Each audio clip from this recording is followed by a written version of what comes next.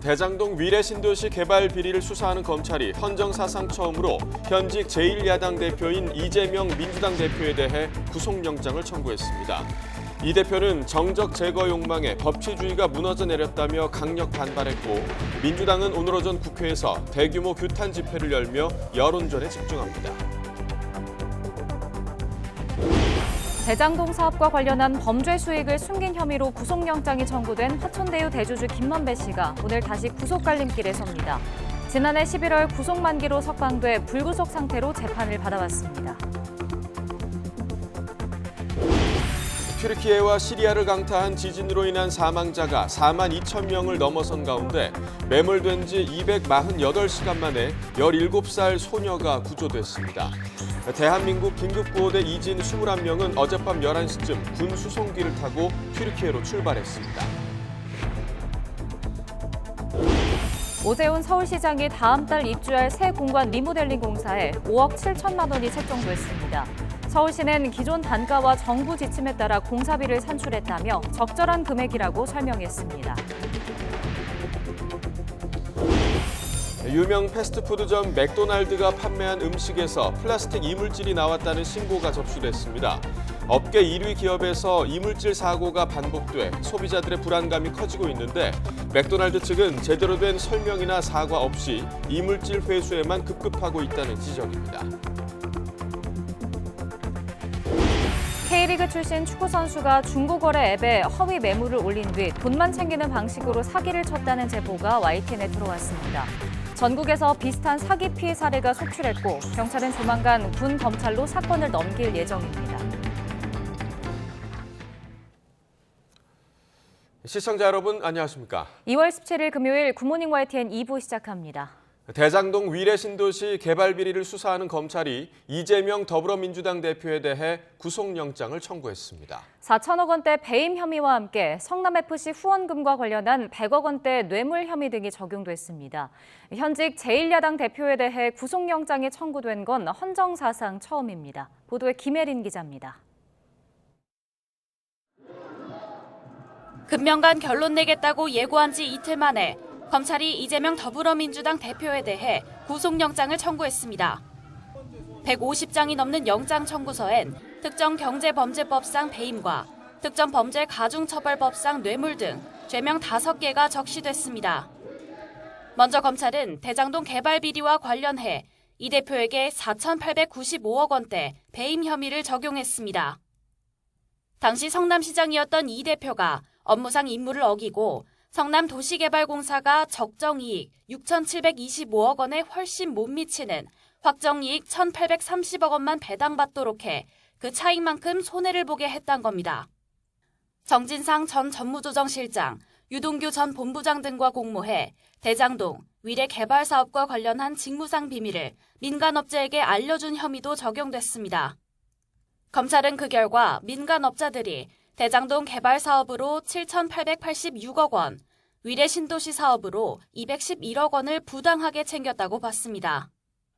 성남FC 구단주로 있으면서 각종 편의를 봐주는 대가로 기업들로부터 133억 원에 달하는 뇌물을 받은 혐의도 적시됐습니다. 이와 별개로 네이버 측에 50억 원을 요구하거나 받은 뇌물을 기부받은 것처럼 가장한 혐의도 받고 있습니다. 앞서 3차례 검찰에 불려나왔던 이 대표는 미리 준비한 진술서로 답변을 가름하며 관련 혐의를 모두 부인해왔습니다. 검찰에 조종되는 궁박한 처지에 빠진 이들의 번복된 진술 말고 대체 증거 하나 찾아낸 게 있습니까? 하지만 검찰 관계자는 죄질이 나쁜 중대한 사안임에도 이 대표가 진술을 회피하는 데다가 증거인멸 우려가 있다며 신병 확보 필요성을 강조했습니다. 검찰이 현직 제1야당 대표에 대해 구속영장을 청구한 건 헌정사상 최초입니다. 이 대표의 영장 심사를 위해선 우선 국회에 체포동의가 필요한데 법원이 체포동의 여구서를 검찰에 보내면 관련 절차가 본격적으로 시작됩니다. YTN 김혜린입니다. 대장동 수사팀이 이재명 대표의 성남FC 사건까지 묶어서 구속영장을 청구할 거라는 건 예상된 수순이긴 했지만 사실 통상적인 일은 아닙니다. 이원석 검찰총장은 영장 청구 직후 이례적으로 별도의 입장까지 냈습니다. 그 의미를 김다연 기자가 분석해봤습니다. 서울중앙지검은 이재명 민주당 대표의 구속영장 청구서에 성남FC 후원금 의혹 사건까지 담았습니다.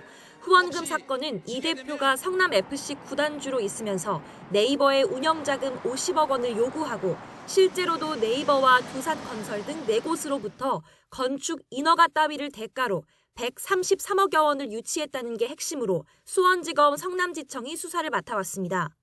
다른 청이 하던 사건까지 묶어서 구속영장을 청구하는 건 통상적인 일은 아닌데 우선 두 가지 모두를 중대한 사안으로 보고 있다는 검찰 인식이 반영된 거로 보입니다. 성남FC 사건의 경우 넘어간 돈이 1억 원 이상이라 단순 뇌물이 아닌 특정 범죄 가중법상 뇌물 혐의가 적용됩니다. 법정형은 무기징역이나 10년 이상의 징역으로 대장동 사건에 적용된 배임 역시 액수가 커서 최대 무기징역이 선고될 수 있는 중범죄입니다. 실제로 검찰은 중형 선고가 예상된다면서 사안의 중대성을 구속 필요성으로 들었습니다. 여기에 이 대표가 구체적 진술을 회피했다며 증거 인멸 우려도 꼽았는데 특히 최근 논란이 된 정성호 민주당 의원의 이 대표 측근 접견도 주요 정황으로 간주했다고 말했습니다. 구속영장 청구 직후 이원석 검찰총장도 입장을 냈습니다. 이 총장은 이 대표 혐의를 불법 정경 유착을 통한 극히 중대한 지역 토착 비리로 짧지만 강도 높게 비판하며 수사팀에 힘을 실어줬습니다. 수장이 일선청의 신병 확보 시도에 대한 입장을 밝히는 건 이례적인데 그만큼 이 대표 혐의 소명에 자신감을 느끼고 있다는 뜻으로도 들립니다. 장기간 사업이 이루어졌고 또 관여한 사람이 대단히 많습니다. 그렇기 때문에 충분한 물적 증거와 인적 증거, 서면과 서류를 이미 확보한 상황이다.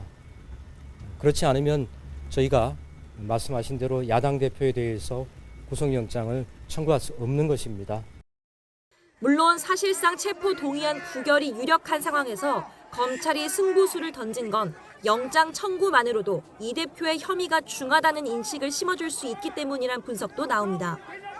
그러나 검찰은 이 대표 사건의 본질은 야당 대표를 향한 수사가 아닌 성남시장 시절 비리에 대한 거라며 확대 해석을 경계했습니다.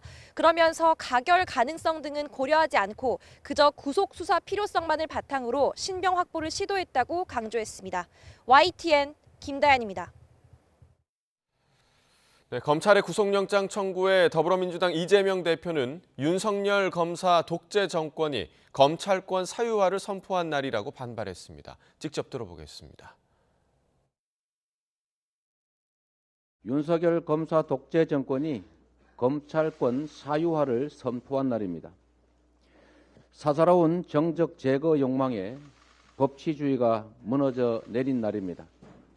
단 한 점의 부정행위를 한 바가 없고 부정한 돈 단 한 푼 취한 바가 없습니다. 조금의 법 상식만 있어도 구속 요건이 전무하다는 것을 쉽게 알 수 있습니다. 이번 구속영장 청구는 희대의 사건으로 역사에 기록될 것입니다. 검사 독재 정권의 헌정 질서 파괴에 의연하게 맞서겠습니다. 더불어민주당이 이재명 대표에 대한 구속영장 청구를 규탄하는 대규모 집회를 야외에서 열며 여론전에 집중합니다. 더불어민주당은 오늘 오전 국회 본청 앞 계단에서 국회의원과 지역위원장, 보좌진 등 1,500명이 참석한 가운데 윤석열 정권 검사 독재 규탄 대회를 엽니다. 이재명 대표는 SNS를 통해 무너진 대한민국의 법치주의 회복을 위해 힘을 모아달라며 규탄 대회 참석을 독려했습니다. 대장동 사업과 관련한 범죄 수익을 숨긴 혐의로 구속영장이 청구된 화천대유 대주주 김만배 씨가 오늘 구속 갈림길에 섭니다. 서울중앙지방법원은 오늘 오전 11시 김 씨에 대한 구속 전 피의자 신문을 진행합니다. 앞서 검찰은 지난 14일 범죄수익은닉규제법 위반과 증거인멸교사, 증거은닉교사 혐의로 김 씨에 대해 사전 구속영장을 청구했습니다.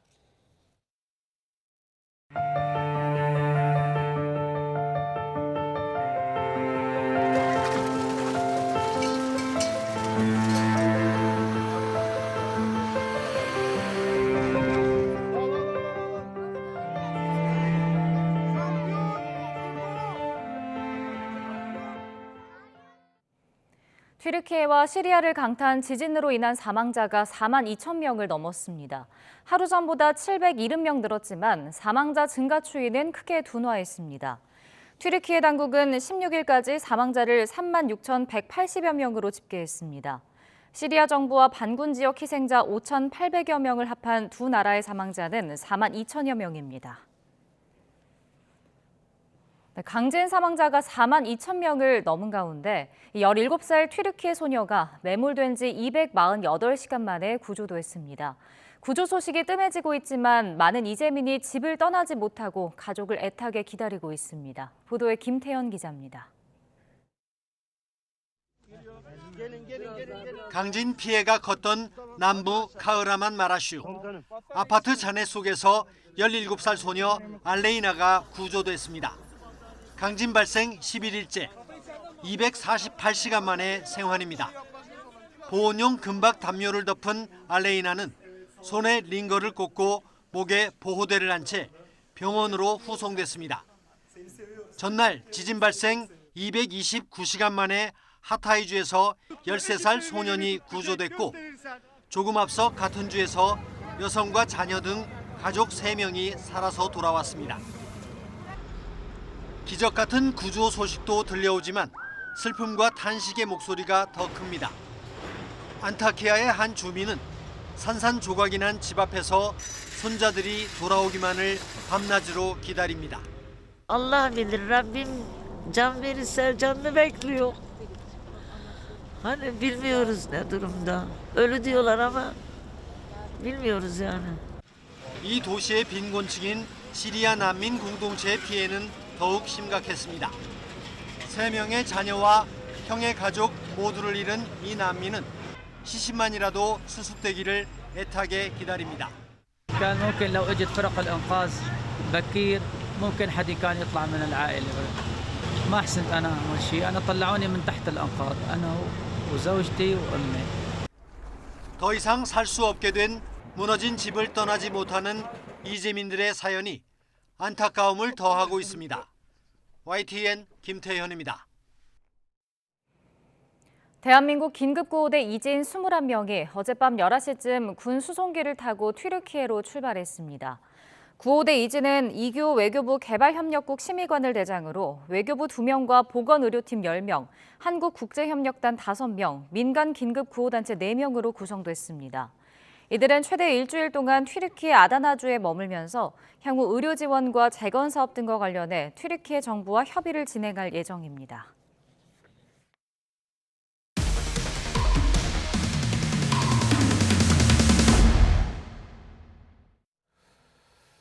오세훈 서울시장이 다음 달에 입주할 새 공관을 준비하는데 서울시가 5억 7천만 원의 공사비를 책정해 공고한 것으로 확인됐습니다. 이미 석 달 전부터 다른 용도로 건물 전체에 10억 원을 투입하는 공사를 진행 중이었는데 서울시는 추가로 들어가는 공사 비용이 적절한 금액이라고 설명했습니다. 한동호 기자가 단독 보도합니다. 다음 달 오세훈 시장이 입주할 서울 한남동 파트너스 하우스입니다. 콘텐츠 기업들이 사무실로 쓰던 곳인데 지난해 11월 글로벌 비즈니스 지원 공간으로 바꾸겠다는 계획에 따라 10억 원 규모로 공사를 발주해 리모델링을 해왔습니다. 공사가 진행되는 가운데 서울시는 지난달 이 건물의 3층의 용도를 시장 공관으로 바꿨습니다. 서울시가 낸 입찰 공고입니다. 오 시장이 거주할 공간인 건물 3층 294제곱미터 리모델링 비용에 5억 7천만 원이 책정됐습니다. 전기, 통신, 기계, 가구 등 3층 전부를 뜯어 고치는 공사입니다.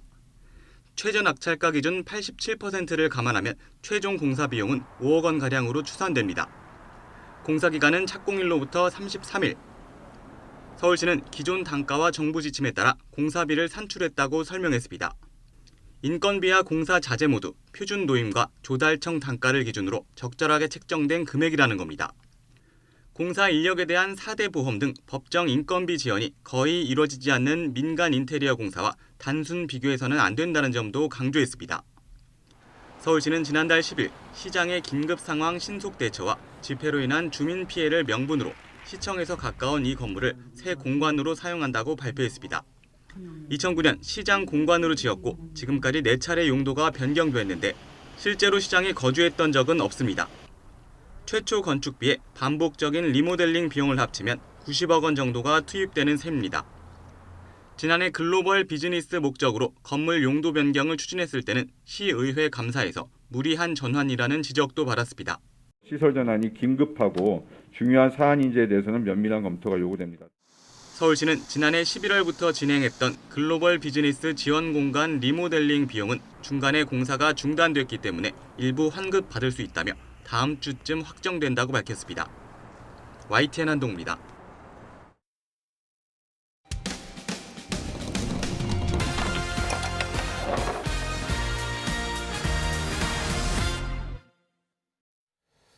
네, 유명 패스트푸드점이죠. 맥도날드가 판매한 음식에서 플라스틱 이물질이 나왔다는 신고가 접수됐습니다. 최근 이 회사에서 이물질이 섞여 나온 사건이 자주 발생하고 있는데요. 반복되는 위생 사고에 소비자들의 불안이 커지고 있습니다. 제보는 Y 김근우 기자가 취재했습니다.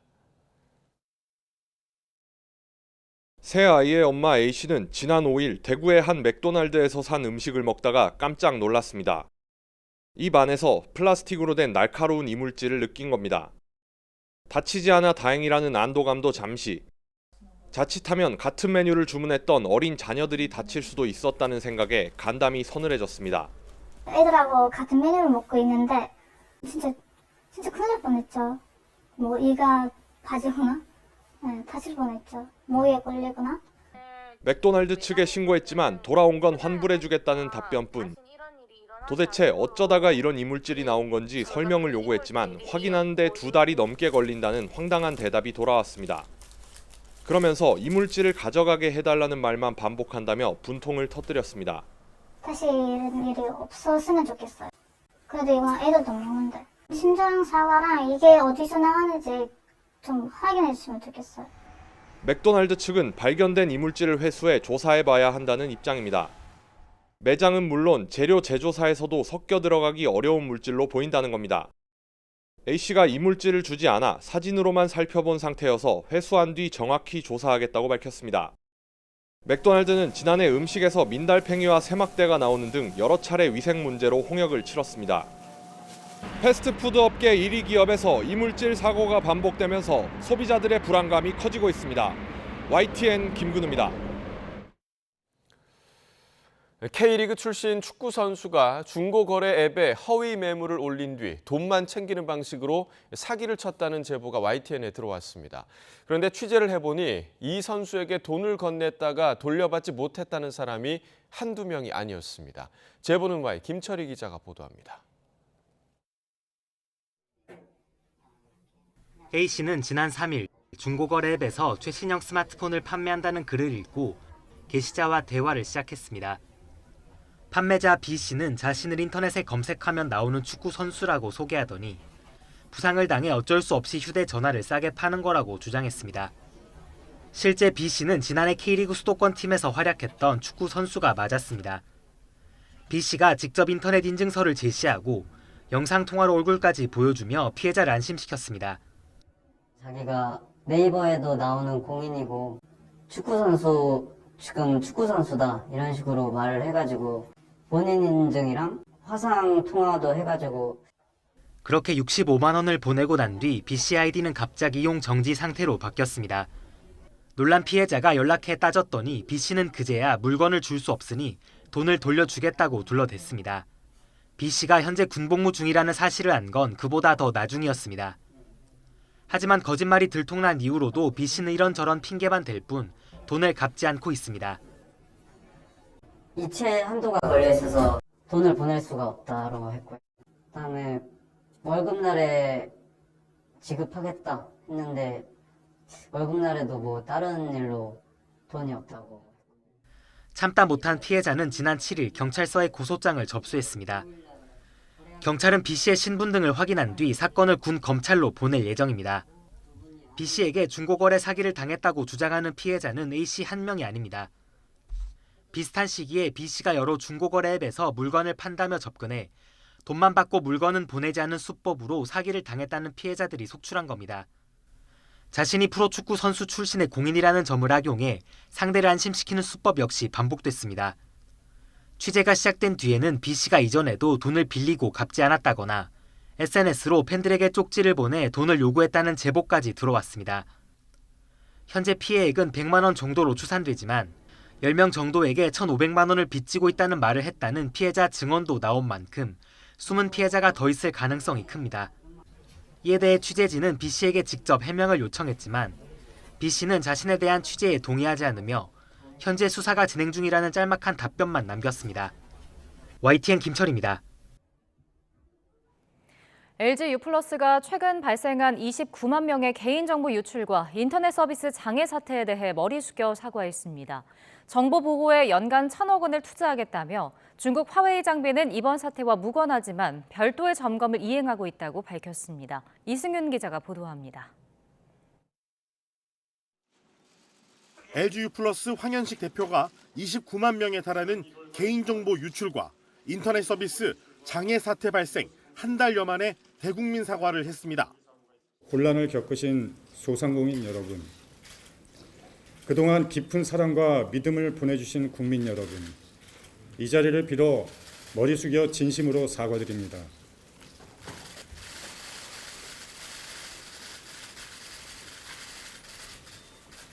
또 고객 관점에서 기본부터 재점검하겠다며 연간 정보보호 투자액을 현재의 3배인 1,000억 원으로 확대할 예정이라고 밝혔습니다.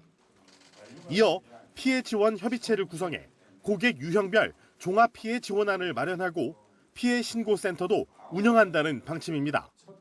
황 대표는 일각에서 제기된 이번 사고가 중국 화웨이 장비를 썼기 때문에 발생했다는 주장과 관련해 점검 결과 화웨이 장비와는 무관했다고 강조했습니다. 이번에 발생한 2건과는 관련이 없는 것으로 파악을 하고 있고요. 그다음에 화웨이 관련돼서는 저희가 별도 점검을 받고 이행하고 이렇게 하고 있습니다. LG U+는 정보보호 책임자를 CEO 직속으로 두고 보안 전문가 영입과 외부 전문가 위원회 운영, 화이트 해킹 대회와 AI 분석, 공적자가 내부에 있다는 전제에 제로 트러스트 아키텍처 기반 기술로 보안을 강화한다는 계획입니다.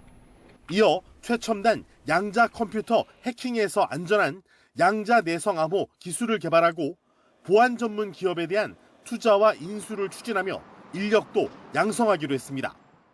LG U+는 개인정보 유출에 따른 불안감을 해소하기 위해 모든 고객을 대상으로 유심 무상 교체, 스팸 알림 서비스 무료 제공을 준비하고 있습니다. YTN 이승윤입니다. 대한항공이 보너스 항공권 비중을 전체 좌석 5% 이상에서 더 확대하는 방안을 검토하겠다고 밝혔습니다.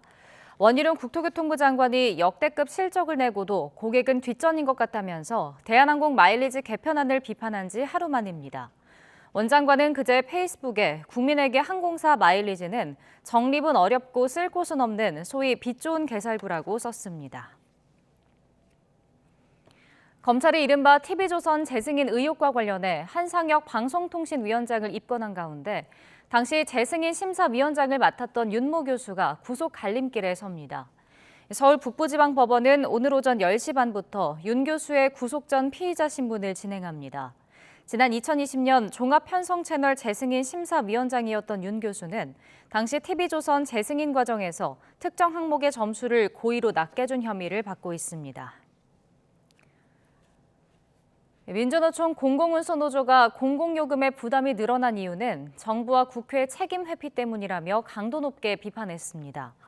노조는 기자회견을 열고 정부와 국회가 국민의 기본권을 포기하고 재벌과 기업의 이윤을 선택했다며 이같이 밝혔습니다. 노조는 민자 발전사 공영화와 버스 안전 공영제 등을 통해 국가의 책임을 늘려야 한다고 지적했습니다. 해외 판매자로부터 직접 구매하는 식품, 이른바 해외 직구 식품 가운데 발기부전 치료제 성분 같은 위해 성분이 포함된 273개 제품이 식약처 조사에서 적발됐습니다. 식품의약품안전처는 지난해 국내외 온라인 쇼핑몰에서 판매하는 해외 직구 식품 3,000개를 구입해 검사한 결과 국내 반입이 차단된 원료와 성분이 확인된 273개 제품을 반입 차단 조치했다고 밝혔습니다. 적발된 제품은 근육 강화나 성기능 개선 효과 등을 표방했고 발기부전 치료제 성분인 타다라필과 실데나필, 남성 호르몬을 조절하는 단백동화 스테로이드 등의 위해 성분이 확인됐습니다. 조 바이든 미국 대통령이 기자회견을 열어 중국 정찰 풍선이 영토 주권을 침해했다고 비판하면서도 시진핑 주석과 대화하길 희망한다고 말했습니다. 앞서 바이든 대통령은 미뤄왔던 건강검진에 나서면서 재선 출마 선언이 임박했다는 관측도 나오고 있습니다. 워싱턴에서 권준기 특파원입니다. 바이든 대통령이 중국 정찰 풍선을 포함한 비행물체 격추와 관련해 처음으로 직접 입을 열었습니다. 바이든 대통령은 첫 중국 풍선 이후 세 차례 발견한 비행물체는 연구 또는 상업 목적으로 보인다며 중국과 연관성을 찾지 못했다고 밝혔습니다. 하지만 비행물체 격추는 국민 안전을 위해 필요한 조치였다고 강조했습니다. If any object presents a threat to the safety and security of the American people, I will take it down. 바이든은 중국 정찰 풍선이 미국의 영토 주권을 침해했다며 격추시킨 데 대해 사과하지 않겠다고 밝혔습니다. 다만 풍선 사태 이후에도 중국과 대화 창구를 유지해왔고 자신도 시진핑 주석과 대화를 희망한다고 말했습니다. I expect to be speaking with President Xi, and I hope we're going to get to the bottom of this. But I make no apologies for taking down that balloon. 앞서 80살인 바이든 대통령은 미뤄왔던 정기 건강검진을 15개월 만에 받았습니다. 미국 언론은 재선 출마 선언을 앞두고 건강 이상설을 불식시키기 위한 조치로 해석하고 있습니다. 하지만 공화당 대선 주자로 나선 니키 헤일리는 75세 이상 정치인의 정신 감정을 주장하며 바이든과 트럼프를 동시 저격했습니다. We'll have term limits for Congress, mandatory mental competency tests for politicians over 75 years old. 바이든 대통령은 최근 인터뷰에서 일을 못할 정도의 건강 상태면 국민 앞에 정직하게 공개하겠다며 80대 고령에도 건강에 자신감을 나타냈습니다. 워싱턴에서 YTN 권준기입니다.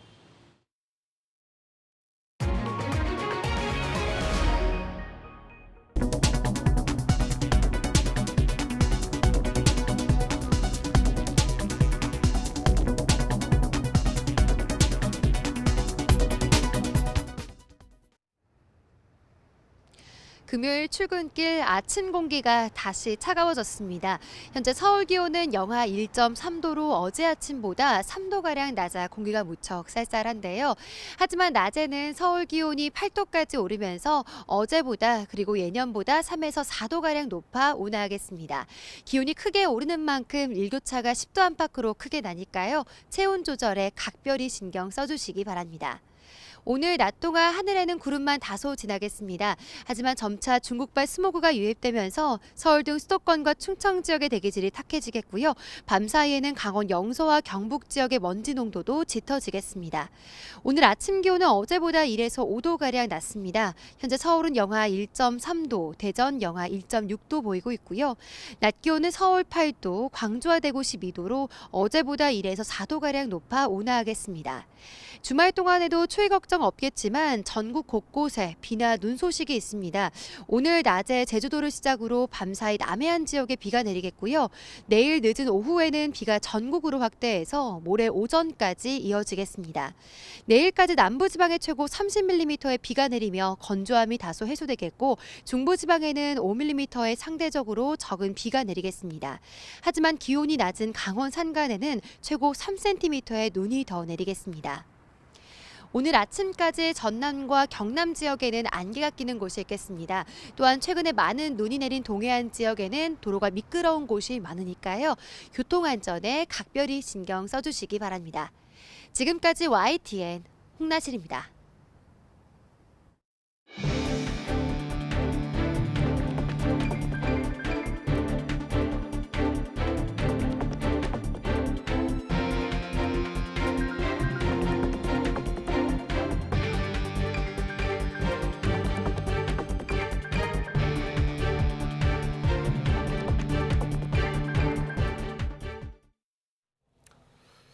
대장동 위례 신도시 개발 비리를 수사하는 검찰이 이재명 더불어민주당 대표에 대한 구속영장을 청구했습니다.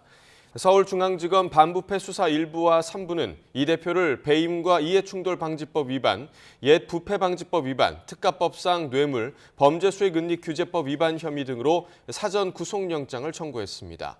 이 대표는 대장동 개발 과정에서 민간업자에게 특혜를 몰아주고 공사에 4,895억 원의 손해를 끼친 배임 혐의 등을 받습니다. 대장동 수사팀이 이재명 민주당 대표의 성남FC 사건까지 묶어서 구속영장을 청구할 거란 건 예상된 수순이긴 했지만 사실 통상적인 일은 아닙니다. 이원석 검찰총장은 영장 청구 직후 매우 이례적으로 별도의 입장까지 냈습니다. 그 의미를 김다연 기자가 분석해봤습니다. 서울중앙지검은 이재명 민주당 대표의 구속영장 청구서에 성남FC 후원금 의혹 사건까지 담았습니다. 후원금 사건은 이 대표가 성남FC 구단주로 있으면서 네이버에 운영자금 50억 원을 요구하고 실제로도 네이버와 두산건설 등 4곳으로부터 건축 인허가 따위를 대가로 133억여 원을 유치했다는 게 핵심으로 수원지검 성남지청이 수사를 맡아왔습니다. 다른 청이 하던 사건까지 묶어서 구속영장을 청구하는 건 통상적인 일은 아닌데 우선 두 가지 모두를 중대한 사안으로 보고 있다는 검찰 인식이 반영된 거로 보입니다. 성남FC 사건의 경우 넘어간 돈이 1억 원 이상이라 단순 뇌물이 아닌 특정 범죄 가중법상 뇌물 혐의가 적용됩니다. 법정형은 무기징역이나 10년 이상의 징역으로 대장동 사건에 적용된 배임 역시 액수가 커서 최대 무기징역이 선고될 수 있는 중범죄입니다. 실제로 검찰은 중형 선고가 예상된다면서 사안의 중대성을 구속 필요성으로 들었습니다. 여기에 이 대표가 구체적 진술을 회피했다며 증거 인멸 우려도 꼽았는데 특히 최근 논란이 된 정성호 민주당 의원의 이 대표 측근 접견도 주요 정황으로 간주했다고 말했습니다. 구속영장 청구 직후 이원석 검찰총장도 입장을 냈습니다. 이 총장은 이 대표 혐의를 불법 정경 유착을 통한 극히 중대한 지역 토착 비리로 짧지만 강도 높게 비판하며 수사팀에 힘을 실어줬습니다. 수장이 일선청의 신병 확보 시도에 대한 입장을 밝히는 건 이례적인데 그만큼 이 대표 혐의 소명에 자신감을 느끼고 있다는 뜻으로도 들립니다. 장기간 사업이 이루어졌고 또 관여한 사람이 대단히 많습니다. 그렇기 때문에 충분한 물적 증거와 인적 증거, 서면과 서류를 이미 확보한 상황이다. 그렇지 않으면 저희가 말씀하신 대로 야당 대표에 대해서 구속영장을 청구할 수 없는 것입니다. 물론 사실상 체포 동의안 부결이 유력한 상황에서 검찰이 승부수를 던진 건 영장 청구만으로도 이 대표의 혐의가 중하다는 인식을 심어줄 수 있기 때문이란 분석도 나옵니다. 그러나 검찰은 이 대표 사건의 본질은 야당 대표를 향한 수사가 아닌 성남시장 시절 비리에 대한 거라며 확대 해석을 경계했습니다. 그러면서 가결 가능성 등은 고려하지 않고 그저 구속 수사 필요성만을 바탕으로 신병 확보를 시도했다고 강조했습니다. YTN 김다연입니다. 더불어민주당 이재명 대표가 자신에 대해 검찰이 구속영장을 청구한 것은 희대의 사건으로 역사에 기록될 것이라고 비판했습니다.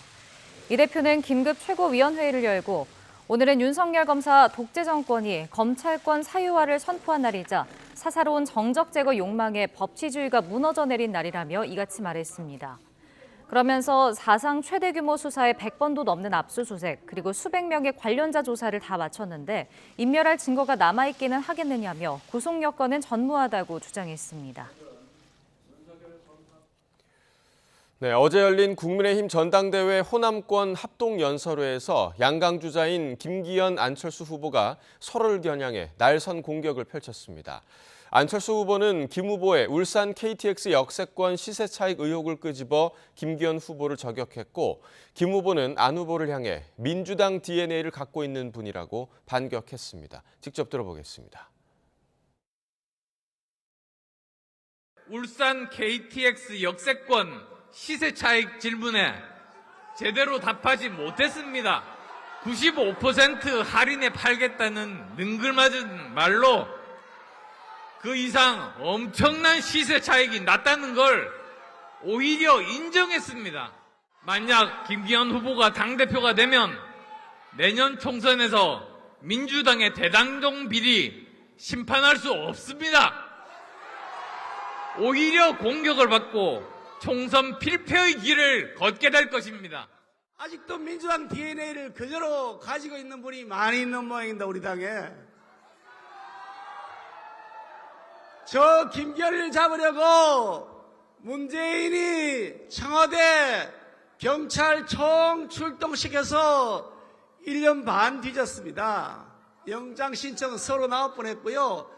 그때 다 나왔던 얘기입니다. 재탕, 3탕, 4탕, 이제 사골탕까지 다 끓일 모양인데 이 민주당식 프레임을 하면서 내부 총질할 후보 여러분 용납하시겠습니까? 오세훈 서울시장이 다음 달에 입주할 새 공관의 공사 비용으로 서울시가 5억 원이 넘는 예산을 책정한 것으로 확인됐습니다. 서울시는 지난 12일과 13일 국가 전자조달 시스템인 나라장터에 한남동의 서울 파트너스 하우스 리모델링 공사 입찰 공고를 올렸습니다.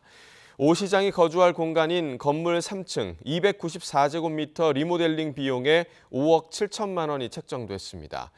최저 낙찰가 기준 87%를 감안하면 최종 공사 비용은 5억 원가량으로 추산됩니다.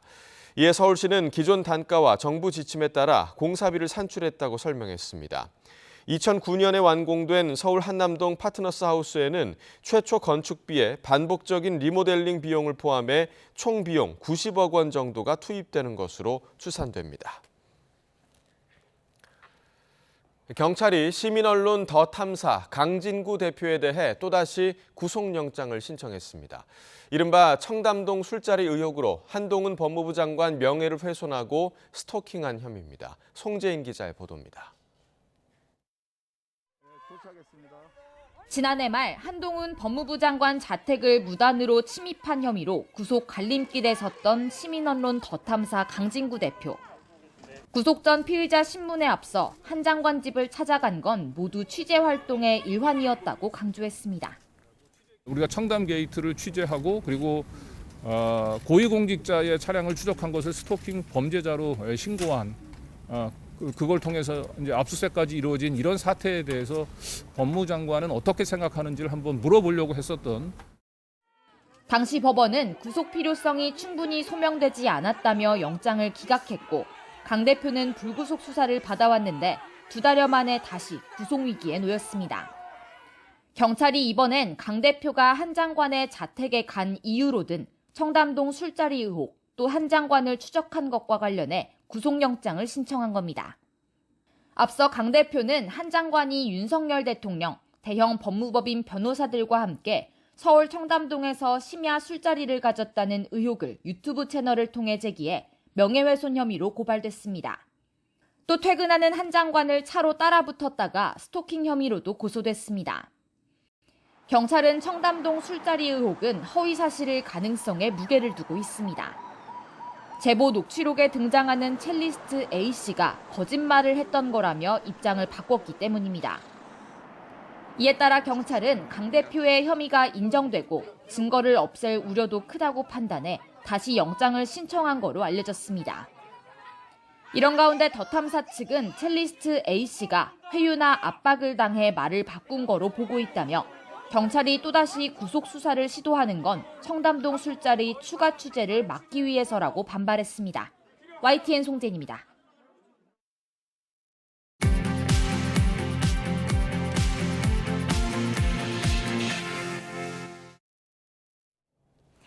이 시각 세계뉴스입니다. 기시다 후미오 일본 총리는 금융 완화 기조를 유지할지 여부에 새로운 지도체제의 일본은행이 판단해야 한다며 여지를 남겼습니다. 시장에서는 엔저와 고물가 속에 금융 완화 정책의 변화가 불가피할 거라는 전망이 조심스럽게 나오면서 우에다 가즈오 선임 일본 총재 지명자의 24일 발언에 시선이 쏠립니다. 보도에 김세호 기자입니다. 일본 정부는 금융 완화 기조의 변화 여부에 대해 극도로 말을 아끼고 있습니다. 기시다 후미오 총리는 금융 완화 정책의 토대가 된 정부와 일본 은행의 2013년 1월 공동 성명에 대한 재검토 여부에 시기상조라고 말했습니다.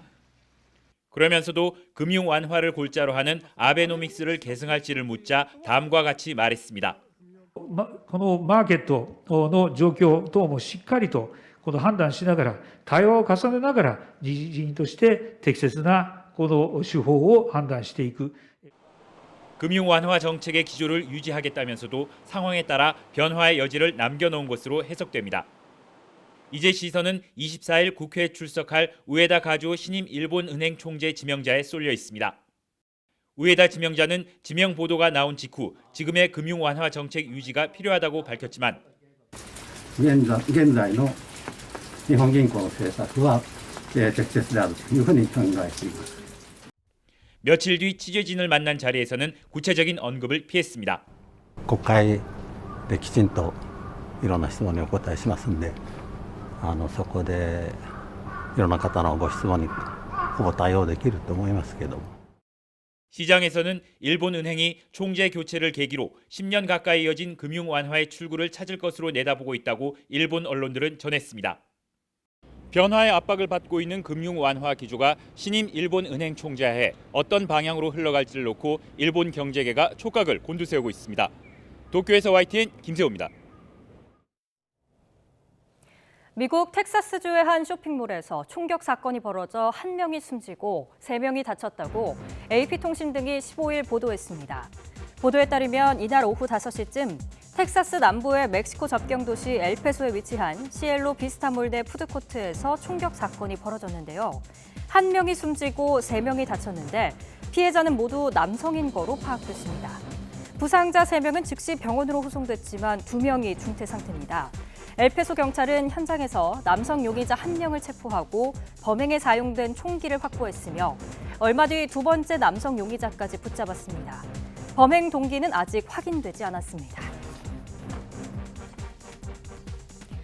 어제 새벽 6시쯤 중국 장쑤성에 있는 4층짜리 숙박시설에서 불이 나 6명이 숨지고 28명이 다쳤습니다. 목격자들은 일부 투숙객들이 창밖으로 뛰어내리거나 커튼을 묶어 탈출하기도 했다며 화재 당시 장면을 인터넷에 공유했는데요. 현지 소방당국은 진화와 구조 수색을 마치고 화재 원인을 조사 중입니다. 지난 2018년 동굴 탐험에 나섰다가 2주 넘게 동굴에 고립된 후 극적으로 구조됐던 소년이 최근 영국에서 숨졌습니다. BBC 보도에 따르면 17세 소년 둥패치 프롬탭의 어머니가 고향 치앙라이주의 한 사원에 아들의 사망 소식을 전했는데요. 정확한 사망 원인은 알려지지 않았지만 태국 언론은 이 소년이 머리 부상으로 숨졌다고 밝혔습니다. BBC는 프롬탭이 지난 12일 기숙사에서 의식을 잃은 채 발견돼 병원으로 긴급 후송됐으나 이틀 뒤 숨졌다고 전했습니다. 1960년대에서 70년대 할리우드 배우 라켈 웰치가 향년 82세를 일기로 별세했습니다.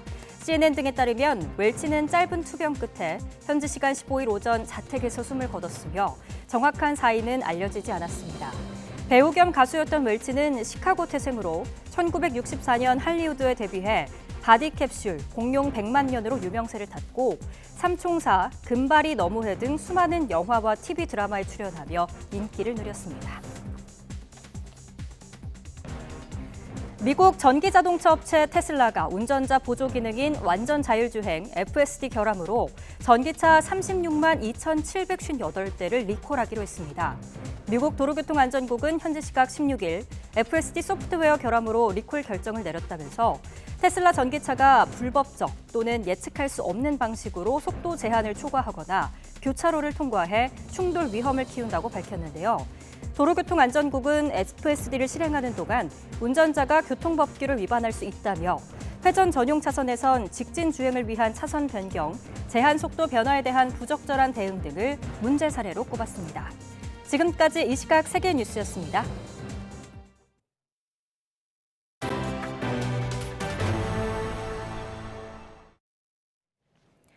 하이브의 SM 지분 인수로 궁지에 몰린 SM 현 경영진이 이수만 전 총괄 프로듀스의 탈세 의혹과 카지노 사업 계획 등을 폭로하며 반격에 나섰습니다. 하이브는 이전 총괄에 대한 로열티 지급은 없다고 즉각 대응에 나서면서 양측이 여론전에 열을 올리고 있습니다. 보도에 차정윤 기자입니다. SM 경영권 분쟁 이후 공식 석상에 나타난 이수만 전 총괄 프로듀서의 첫 메시지는 나무 심기였습니다. 나무 심는 여행을 하는 새로운 문화와 새로운 세상을 열 수 있을 것입니다. 이를 두고 이수만 전 총괄의 처조카이자 현 SM 경영진인 이성수 대표가 폭로전에 나섰습니다. 친환경적 ESG 메시지를 표방하고 있지만 사실 카지노 설립과 대마초 합법화를 위한 이전 총괄의 부동산 욕망이 깔렸다는 겁니다. 그러면서 이전 총괄이 SM 걸그룹 에스파의 노래에 컨셉과 맞지 않은 가사를 무리하게 지시했고 결국 신곡 발매 일정을 미룰 수밖에 없었다고 주장했습니다. 초기 단계의 가사에서는 직접적으로 나무 심기라는 단어까지 등장해요. 에스파 멤버들은 속상해서 울컥하기도 하였습니다. 아울러 이전 총괄이 해외 프로듀싱을 위해 홍콩에 세운 법인은 역외 탈세와 기형적인 수익 편취를 위한 것이라며 육성 녹음까지 공개했습니다. 나 세금 내고 벌금 맞으면 어떡하지? 내가 내줄게. 걱정하지 마. 많이 있는 사람들 앞에서 내가 얘기할게. 내가 내주지 누구한테 내달라고 그러니 니들이 무슨 돈이 있다고. 이에 대해 이전 총괄은 이 대표가 착한 조카라며 마음이 아프다는 입장을 측근을 통해 전했습니다. 다만 관련 의혹에는 별다른 언급을 하지 않은 가운데 하이브가 적극 소명에 나섰습니다. 이전 총괄의 해외 법인에 문제가 있는지 살펴보겠다면서도 계약서상의 이전 총괄과 SM 간의 관계를 완전히 해소한 만큼 로열티 발생의 소지가 없다고 밝혔습니다. 그러면서 만약 법인에 문제가 있다면 이를 알고도 승인한 SM 내부 주체가 누구인지 검토하겠다며 역공에 나섰습니다. 하이브가 다음 달 주주총회에 올릴 SM 새 이사진 후보 7명의 진용을 발표하며 지배구조 개선을 강조하고 있는 가운데 진흙탕 싸움으로 번진 여론전은 한동안 이어질 것으로 보입니다. YTN 차정윤입니다. 요즘 충남 예산시장이 뜨거운 관심을 받고 있습니다. 음식 점포들을 새롭게 단장하면서 지난 한 달 동안 10만 명이 넘는 손님이 찾았다고 하는데요. 음식업종에 한정된 매출 증대가 전체 시장으로 확대되려면 어떤 노력이 더 필요한지 시장 상인들을 만나 이야기를 들어봤습니다. 이상곤 기자입니다. 충남 예산시장 한복판이 손님으로 가득합니다. 복고 감성으로 꾸민 정육점과 국수집에 긴 줄이 늘어섰고 음식을 먹을 수 있는 곳에 빈자리를 찾기 어렵습니다. 외식 경영 전문가인 백종원 씨가 예산군과 함께 최근 빈점포 5곳 등을 새롭게 단장하고 음식을 먹을 공간을 만들었습니다. 지난 한 달 동안 10만 명 넘는 방문객이 이곳을 찾은 것으로 집계됐습니다. 옛날에는 굉장히 삭막한 분위기였는데 지금 이제 와보니까 밝아지고 사람들도 많고 하니까 들어와서 먹어봐야 되겠다 이런 마음도 생기고 화기애애해진 분위기라서 좋았어요. 오랜만에 시장에 생기가 돌고 사람이 찾는 공간이 되자 상인들도 칭찬을 아끼지 않았습니다. 다만 상점 매출 증가는 아직 먹거리 업종에 한정되는 상황입니다. 시장에서 각종 생활용품을 파는 상점들이 모여있는 골목입니다.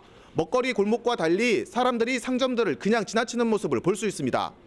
여기까지 막 줄 서서 먹는 거는 있는데 여기 이거 뭐 사러 들어오는 사람은 없어요.